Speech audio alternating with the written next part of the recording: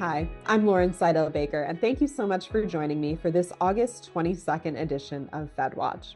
We're recording before Chair Powell will make his comments from Jackson Hole. All eyes, all Fed watchers are turned to Jackson Hole Symposium today for the comments that we might see. Now, the rest of this week, there hasn't been too much economic data released, but there has been a lot of political pressure.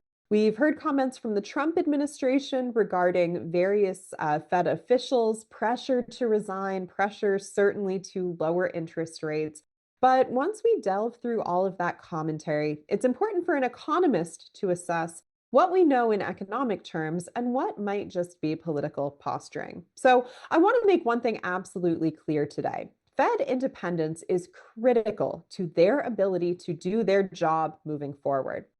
At the end of the day, this is not meant to be a political statement. We would say the same for any administration in power, Republican or Democrat. It simply is the goal of politicians to deliver, well, short-term growth, yes, but more accurately, to deliver in the poll numbers, to deliver at the ballot box. So they would necessarily want things to look better under their administration. They would want, say, lower interest rates and the stimulative effects thereof, which would affect us more in the short term.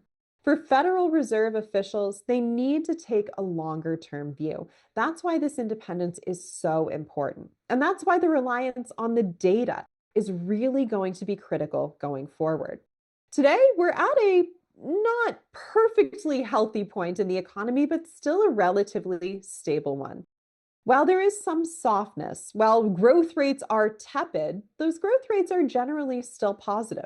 The macroeconomy is not falling off a cliff today. As we saw last week, retail sales still inching higher, inflation-adjusted PCE metrics, they really corroborate this positive picture of consumer spending. And at the end of the day, with consumer spending making up 2/3 of GDP, that's a stable position to be in. Well, we are seeing some signs of softening from the labor market, maybe those levels coming down, both on the side of job seekers and on hiring needs. We also don't see major red flags. Income levels still increasing on an inflation adjusted basis. So, with our view for general inflationary pressures coming through, both from tariffs and from other more fundamental factors, we have to consider what rate cuts might look like at the end of this year.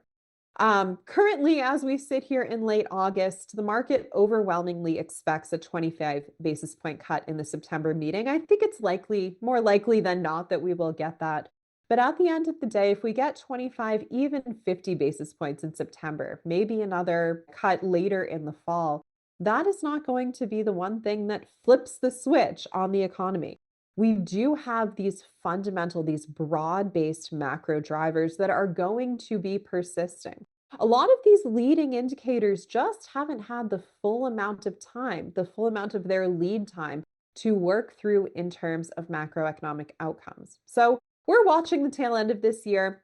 If you can use those extra 25, 50, maybe we get crazy and say 75 basis points of cuts. Certainly look at your own borrowing needs, your own cost of capital. But I wouldn't be waiting to make those major investments for the sake of timing the low of this cycle. At the end of the day, we'll see what comments come out today from Chair Powell. We'll see a couple more data releases, both jobs and inflation numbers, before that final September decision. Until then, stick with us here at ITR Economics on the next edition of FedWatch. Thank you.